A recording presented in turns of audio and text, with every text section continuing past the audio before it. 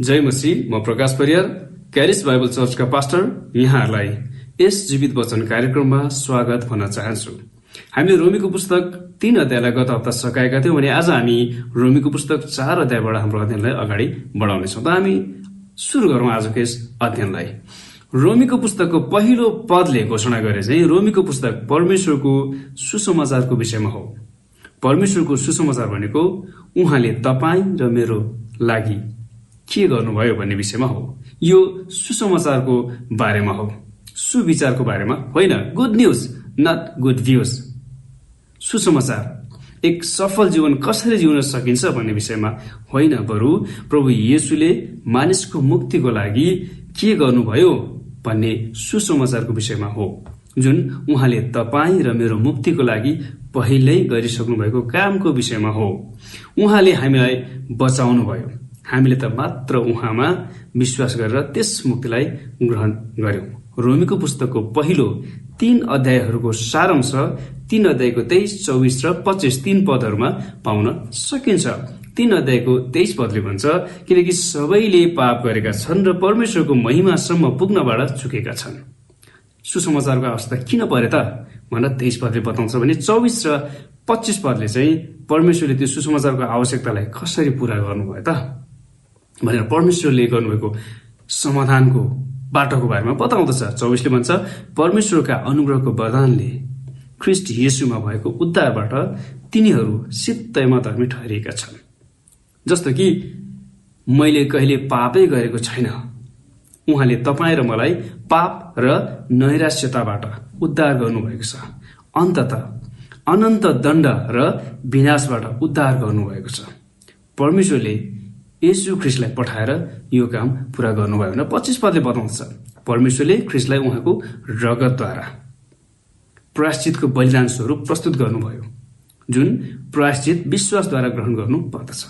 यो काम परमेश्वरले आफ्नो धार्मिकता देखाउनलाई गर्नुभयो, किनभने उहाँको ईश्वरीय धैर्यमा अगाडिका पापहरूलाई उहाँले वास्ता गर्नुभएको थिएन भनेर 25 पदले बताउँछ। 3 अध्यायको 25 पदले पापको विरुद्ध उहाँको न्यायलाई झण्डै 4000 वर्षसम्म येशू ख्रीष्ट यस संसारमा नआउन्जेलसम्म परमेश्वरले थामिराख्नुभयो। येशूले पवित्र परमेश्वरको धार्मिक क्रोधलाई आफूमाथि लिनुभयो र पापको विरुद्ध उहाँको धार्मिक क्रोधलाई शान्त पार्नुभयो। येशू जसले पाप जान्नु भएन, तपाईँ र मेरो लागि पाप बन्नुभयो। उहाँले मूल्य चुकाउनु भयो र हामीले भोग्नुपर्ने दण्डको ठाउँ लिइदिनु भयो। त्यसैले उहाँ तपाईँ र मेरो निम्ति प्रायश्चित हुनुहुन्छ र उहाँको रगतमा मात्र साधारण विश्वासद्वारा उहाँले गर्नुभएको काममा विश्वास गरेर हामी धार्मिक घोषणा गरिन सक्छौं। मात्र विश्वास गर्नुहोस् र मुक्ति प्राप्त गर्नुहोस्। यो मुक्ति यहुदी र अन्य जाति संसारका सबैका लागि हो भन्ने कुरा प्रमाणित गर्न पावलले पुरानो नियमबाट अब्राहम र दाउदको विषयमा भन्दछन् र अब्राहम र दाउदको विश्वासको उदाहरण दिन्छन्। त्यही कुरा हामी आज 4 अध्यायमा अध्ययन गर्नेछौँ। त आउनुहोस् हामी सुरु गरौँ 1 पदबाट। अब शरीर अनुसारका हाम्रा पुर्खा अब्राहमको सम्बन्धमा हामी के भनौँ त भनेर पावल सुरु गर्दछन्। 1 देखि 15 पदमा अब्राहम विश्वासद्वारा घोषणा गरिएका हुन् भनेर पावलले यहाँ प्रस्तुत गर्छन् भने हामी 1 देखि 3 पदलाई हेर्छौँ भने अब्राहम कामहरूद्वारा धर्मी ठहराएका होइनन्, तर विश्वासद्वारा धर्मी ठहराएका हुन् भनेर पावलले बताउँदछन्। रोमीको पुस्तक 3 अध्यायको 31 पदमा पावलले भनेका थिए, अब के हामी यही विश्वासद्वारा व्यवस्थालाई रद्द गर्ने? कदाचित होइन, बरु हामी त व्यवस्थालाई कायम पो राख्छौं भनेर बताएका थिए। त्यसै विचारलाई निर्माण गर्दै पावल प्रश्न गर्छन्, के व्यवस्थाका कामहरू बाहेक विश्वासद्वारा धर्मी ठहराउने विचारले पुरानो नियममा परमेश्वरले गर्नुभएको कामलाई अप्रासंगिक बनाउँछ र? परमेश्वरले एक पापी मानिसलाई विश्वासद्वारा धर्मी ठहराउने विचार पुरानो नियमको शिक्षासँग नमिल्ने हो र?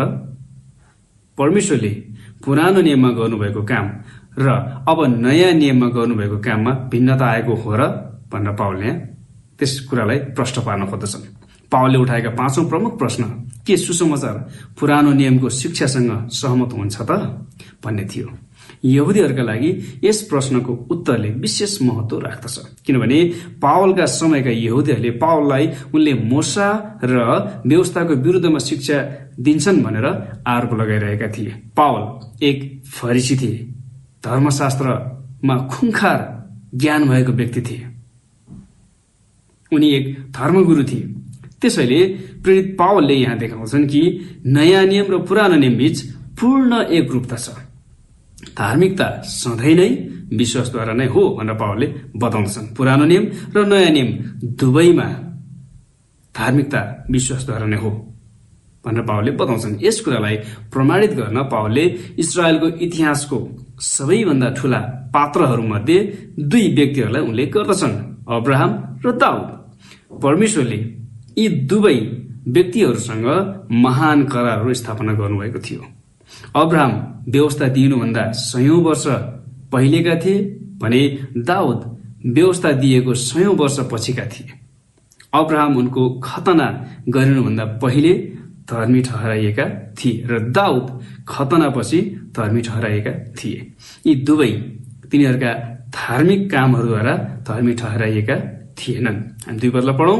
यदि अब्राहम कामद्वारा धर्मी ठहरिएका भए उनलाई घमण्ड गर्ने केही ठाउँ रहने थियो, तर परमेश्वरको अगाडि त होइन भनेर पावल बताउँछ, किनकि मानिसले आफ्ना कामद्वारा धार्मिकता कमाउने कुरा असम्भव छ। परमेश्वरको अघि कहिल्यै कसैले घमण्ड गर्न सकेको छैन।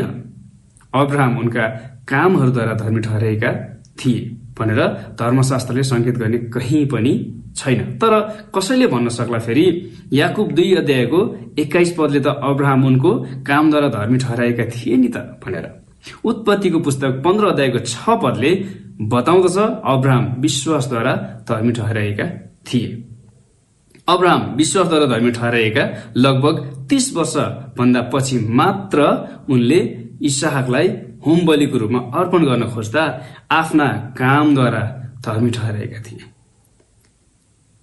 याकुब 2 अध्यायको 21 पदले भन्छ, जब हाम्रा पुर्खा अब्राहमले आफ्नो छोरा इसहाकलाई वेदीमा अर्पण गरे तब कामद्वारा नै धर्मी ठहराएका थिएनन् र भनेर बताउँदछन्। अब्राहमको यो विश्वासको कामले उनको विश्वासको वास्तविकतालाई प्रमाणित गर्यो। अब्राहम साँचो रूपमै विश्वासद्वारा धर्मी ठहराएका थिए भन्ने कुराको यो बाहिरी प्रमाण थियो। हामी 3 पदलाई पढौं। किनकि पवित्र शास्त्रले के भन्छ? अब्राहमले परमेश्वरमाथि विश्वास गरे र त्यो उनको निम्ति धार्मिकता गनियो। परमेश्वरले आफैलाई अब्राहम कहाँ प्रकट गर्नुभयो र तिनको असंख्यौं सन्तानहरू हुनेछन् भनेर उत्पत्ति 15 अध्यायको 5 पदमा प्रतिज्ञा पनि गर्नुभयो। इस्राएलीहरूका पुर्खा अब्राहमले परमेश्वरमाथि विश्वास गरे र त्यो उनको निम्ति परमेश्वरबाट धार्मिकता गनियो। यस धार्मिकतामा कामहरूको कुनै पनि सम्बन्ध छैन। त्यहाँ कामको कुनै उल्लेख नै गरिएको छैन। हामी 4 पदलाई पढौं। अब काम गर्नेले जुन ज्याला पाउँछ त्यो दान अर्थात् अनुग्रह होइन, तर त्यो उसको पाउने हक हो भनेर 4 पदले बताउँदछ। यहाँ 4 र 5 पदमा पावलले बताउँछन् कि अनुग्रह र कामहरू बीच भिन्नता छ है भनेर उनले यहाँ प्रकट गर्दछन्। ज्याला भनेको एक व्यक्तिले परिश्रम गरेर प्राप्त गर्ने उसको अधिकार हो, तर दान अर्थात् अनुग्रह भनेको चाहिँ एक व्यक्तिको योग्यताले नभ्याउने सित्तैको दान हो, बहुमूल्य उपहार हो।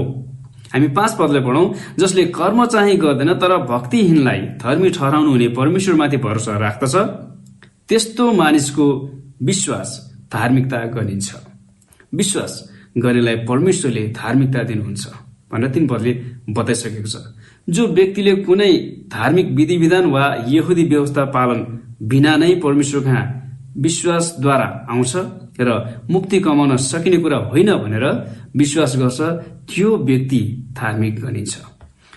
उसले पहिचान गर्छ कि उसका उत्तम कुराहरूले परमेश्वरको धार्मिक मागहरू, धार्मिक मापदण्डहरू कहिल्यै पनि पूरा गर्न सक्दैन। पावलले कर्म बिना धार्मिकताको उनको तर्कलाई निरन्तर अघि बढाउँदछन्। हामी 6 पदलाई पढौं है त।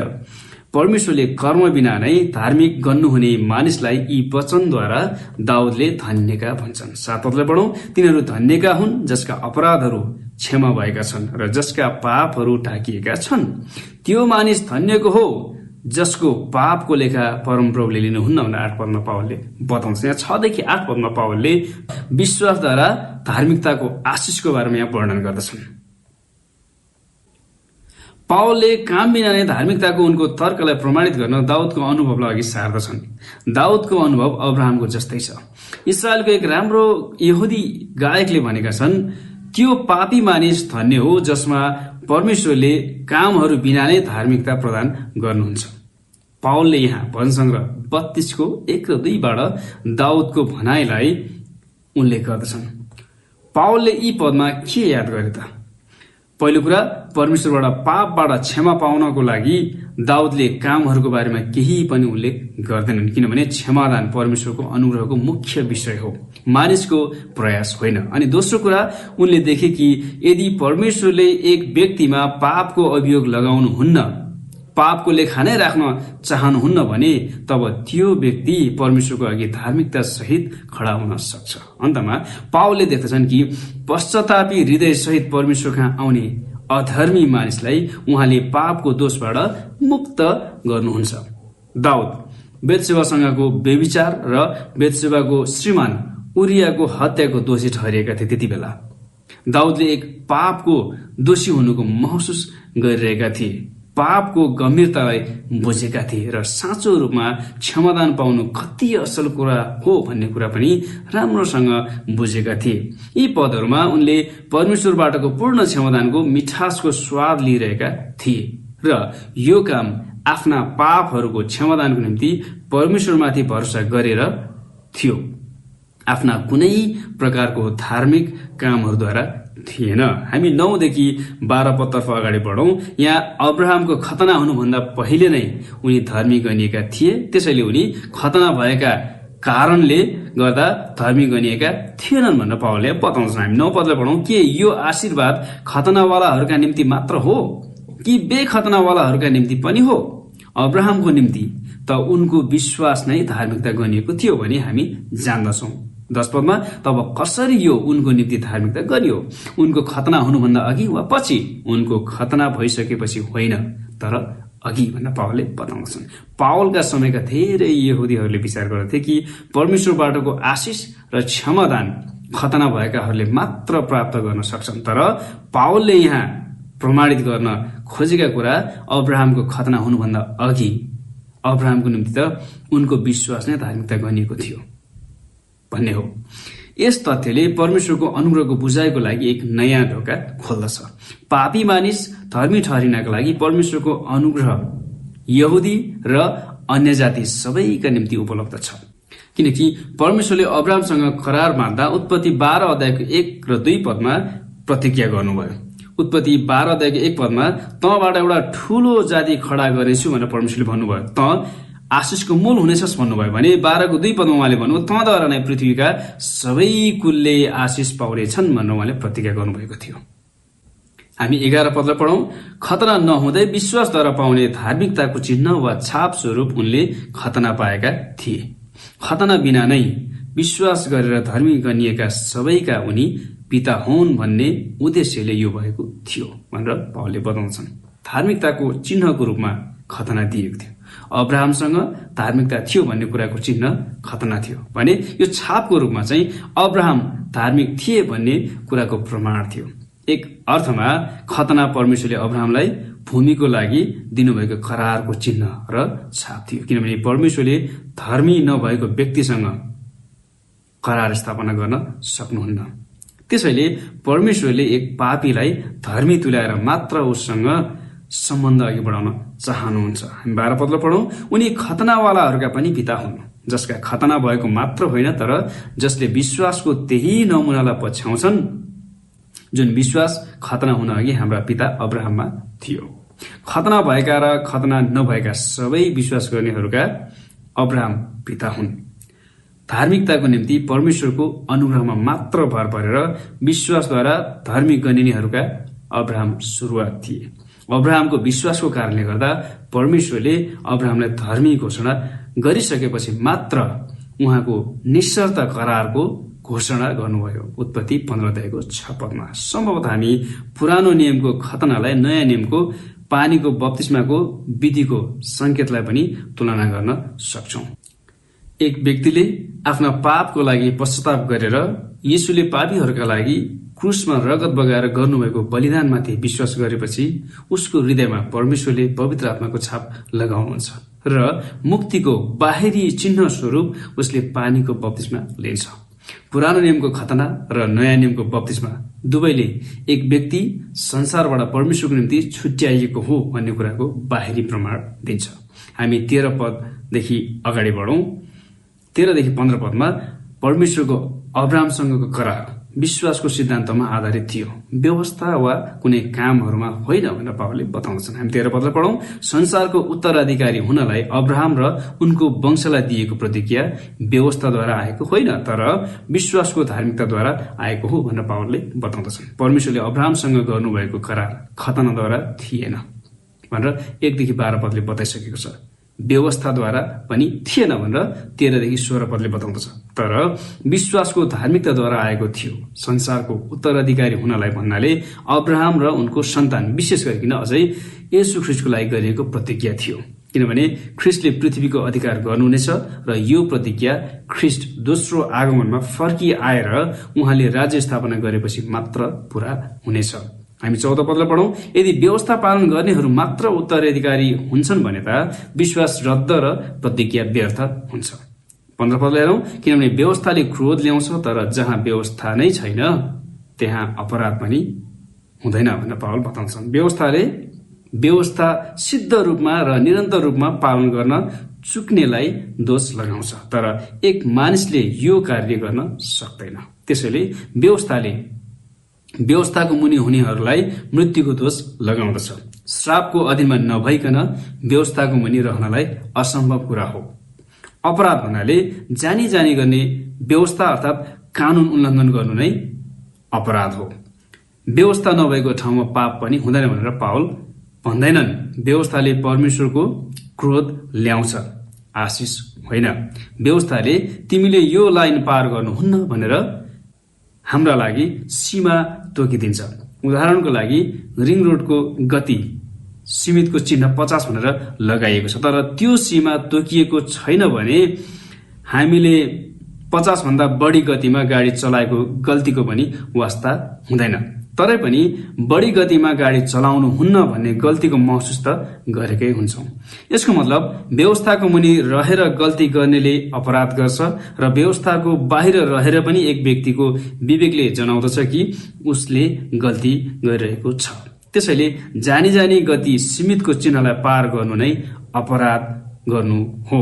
यहुदीहरूले सोच्थे कि तिनीहरूसँग व्यवस्था भएकोले गर्दा आशिष प्राप्त गर्नेछन्, तर परमेश्वरले पाप पूर्ण तवरले प्रकट होस् भन्ने हेतुले व्यवस्था दिनुभएको थियो। एक पापले भरिएको अपराधीलाई मुक्ति दिने बाटो तय गर्नका लागि परमेश्वरले व्यवस्था दिनुभएको थिएन। जब हामी परमेश्वरसँगको हाम्रो सम्बन्धलाई उहाँसँगको प्रेममा भर पर्नुको साटो व्यवस्था पालन वा अन्य धार्मिक विधि विधानहरूमा केन्द्रित गर्छौं भने हामी उहाँको सम्पूर्ण योजनाको विरुद्धमा जान्छौं। हामी 16 पददेखि 25 तिर हामी हेर्छौं भने अब्राहमको जस्तै विश्वासको उदाहरण पछ्याएमा हामी पनि धर्मी बनिन सक्छौं भनेर पावलले यहाँ बताउँदछन्, खतना वा कुनै कामले होइन। हामी हेरौं 16 पदमा अनुग्रह अनुसार विश्वासद्वारा धार्मिकताको बारेमा पावलले बताउँछन्। त्यसैले यो प्रतिज्ञा विश्वासमाथि निर्भर गर्दछ, यस हेतुले कि प्रतिज्ञा अनुग्रहमाथि भर परेर अब्राहमका सबै वंशहरूका निम्ति पक्का होस्। यो प्रतिज्ञा व्यवस्था पालन गर्नेहरूका निम्ति मात्र नभएर अब्राहमको जस्तो विश्वासमा हुनेहरूका निम्ति पनि हो, किनकि अब्राहम हामी सबैका पिता हुन् भनेर पावलले बताउँदछन्। आफ्नो उद्धार र मुक्तिको लागि परमेश्वरको अनुग्रहमा मात्र भर पर्ने अब्राहमको जस्तो विश्वास गर्ने हामी सबैका निम्ति यो प्रतिज्ञा लागू हुन्छ। परमेश्वरको राज्यको उत्तराधिकारी हुने अधिकार हामी सबैको निम्ति हो। वास्तवमा हामी परमेश्वरको अनुग्रहद्वारा बचाइएका हौं र त्यो अनुग्रह विश्वासद्वारा प्राप्त गर्न सम्भव तुल्याइएको छ। हामी 17 र 18 पदलाई पढौं। 17 र 18 पदमा परमेश्वरको जीवन दिने शक्तिमा अब्राहमले विश्वास गरे भनेर पावलले बताउँछन्। 17 पदले भन्छ, जसो लेखिएको छ, मैले तँलाई धेरै जातिहरूका पिता बनाएको छु। जुन परमेश्वरमाथि अब्राहमले विश्वास गरे, उहाँको दृष्टिमा उनी हामी सबैका पिता हुन्। उहाँले मरेकाहरूलाई पनि जीवन दिनुहुन्छ र अस्तित्वमा नभएका थोकहरूलाई बोलाइ अस्तित्वमा ल्याउनुहुन्छ भनेर 17 पदले बताउँदछ।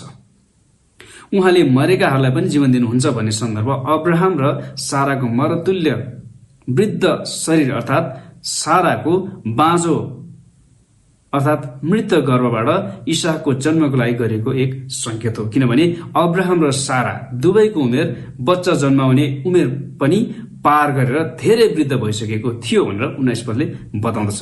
18 पदमा हामी हेरौँ, तेरो सन्तान पनि त्यस्तै असंख्य हुनेछन् भनेर परमेश्वरले भन्नुभए अनुसार आशा पटक्कै नहुँदा पनि अब्राहमले आशा राखी विश्वास गरे र यसरी उनी धेरै जातिहरूका पिता बने।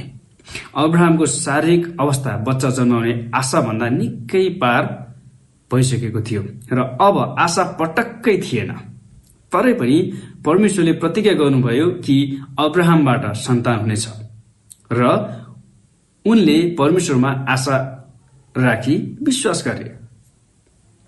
परमेश्वर सारा सृष्टिको परमेश्वर हुनुहुन्छ र उहाँले नै प्रतिज्ञा गर्नुभएपछि कुनै पनि कुरा असम्भव हुने छैन भनेर अब्राहमले विश्वास गरे। प्रतिज्ञा गर्ने त परमेश्वर नै हुनुहुन्थ्यो। अब्राहमले त त्यस प्रतिज्ञामाथि विश्वास मात्र गरे र यसरी उनी धेरै जातिहरूका पिता पनि बने। हामी 19 देखि 22 पदमा हेर्छौँ नि अब्राहमको विश्वास कस्तो थियो त भनेर यहाँ बताएको हामी पाउँछौँ। 19 पदलाई पढौँ। प्राय 100 वर्ष पुगिसकेका अब्राहम मरेतुल्य भइसकेको आफ्नो शरीर तथा साराको कोख बाँझो भएको बुझेर पनि विश्वासमा कमजोर भएनन्।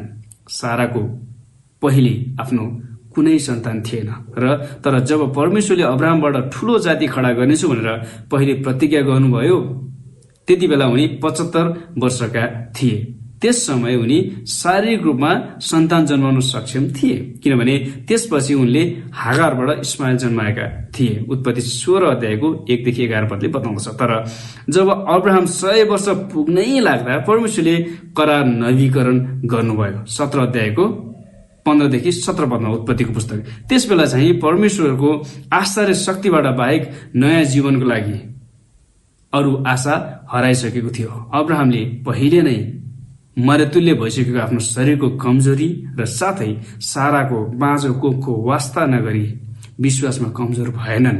साधारण रूपमा विचार्ने हो भने यो एक पूर्ण तवरले आशा नभएको अवस्था थियो, तर अब्राहमसँग विश्वास थियो परमेश्वरमा। 20 पदलाई हामी पढौँ।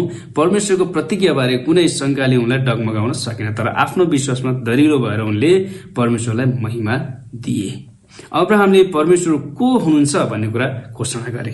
परमेश्वर उहाँको प्रतिज्ञा पूरा गर्नको लागि विश्वासयोग्य र पूर्ण शक्तिशाली हुनुहुन्छ भनेर अब्राहमले विश्वासद्वारा पहिचान गरेका थिए भनेर 21 पदले बताउँछ। हामी पढौँ। 21 पद। प्रतिज्ञा गर्नुभएको कुरा परमेश्वरले गर्न पनि सक्नुहुन्छ भन्ने अब्राहमलाई पूर्ण निश्चयता थियो। 22 पद। यसै कारण पनि उनको विश्वास उनको निम्ति धार्मिकता गनियो। हामी 23 देखि 25 पदमा हेरौँ। त्यहाँ पावलले अब्राहमको धार्मिकता आज हाम्रो पनि धार्मिकता हुन सक्छ भनेर बताउँछन्। 23 पदमा धार्मिकता गनिएको हो भन्ने वचन उनकै खातिर मात्र लेखिएको होइन, तर हाम्रा निम्ति पनि हो। हामी जसले येशू हाम्रा प्रभुलाई मरेकाहरूबाट जीवित पार्नु हुनेमाथि विश्वास गर्छौं, यो हाम्रो निम्ति पनि गनिनेछ भनेर पावलले बताउँछन्। परमेश्वरले अब्राहमको विश्वासको बारेमा धर्मशास्त्रमा रेकर्ड गर्न लगाउनु भएको छ। यो हाम्रो लागि विश्वासमा अघि बढ्नको निम्ति एक नमुनाको रूपमा हो। यदि हामी अब्राहमको विश्वासको नमुनालाई पछ्याउँछौं र परमेश्वरले येशूलाई मरेकाहरूबाट पनि जीवित उठाउनु भएको हो भनेर विश्वास गर्छौं भने उहाँले हामीलाई पनि अनन्त जीवन प्रदान गर्नुहुनेछ। सुसमाचारको मुख्य केन्द्र भनेकै मृत्युबाट येशूको पुनरुत्थान र हाम्रो पनि एक दिन पुनरुत्थान हुनेछ र हामी अनन्तसम्म जिउनेछौं भन्ने हो। हामी अन्तिम पद 25 लाई पढौं। उहाँ हाम्रा अपराधहरूका निम्ति मारिनुभयो र हामीलाई धर्मी तुल्याउनलाई जीवित पारिनुभयो। भने दुईटै कारण पाउँदछौँ हामी। प्रभु येशू क्रुसमा मारिनुको कारण चाहिँ उहाँ हाम्रा अपराधहरूको निम्ति मारिनुभयो र हामीलाई धर्मी तुल्याउनको निमित्त जीवित पारिनुभयो। दुईटै कारण हामी देख्दछौँ। येशूले हाम्रा सम्पूर्ण पापको दण्ड आफैमाथि लिनुभयो र क्रुसमा मर्नुभयो। जसरी परमेश्वरले अब्राहम र साराको मरेतुल्य शरीरबाट जीवन ल्याउनु भयो र इसाहकको जन्म भयो, त्यसै गरी येशूलाई पनि मृतकबाट तेस्रो दिनमा जीवित पार्नुभयो।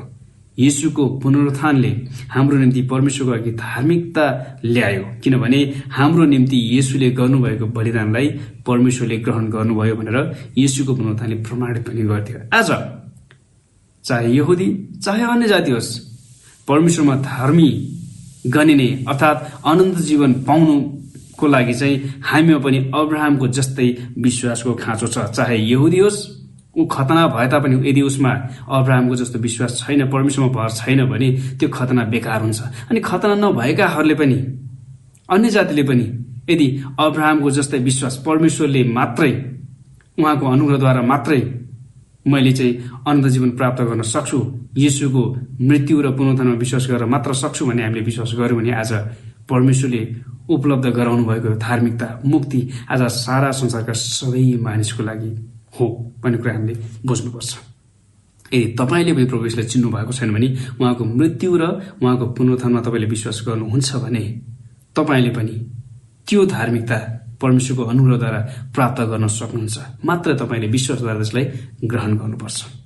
आजको हाम्रो यस अध्ययन हामी यही राख्नेछौँ। आउने हप्ता हामी फेरि पनि रोमीको पुस्तक 5 अध्यायबाट हाम्रो अध्ययनलाई अघि बढाउनेछौँ। त्यतिन्जेलसम्मको लागि बिदा हुन चाहन्छु। धन्यवाद। जय मसीह।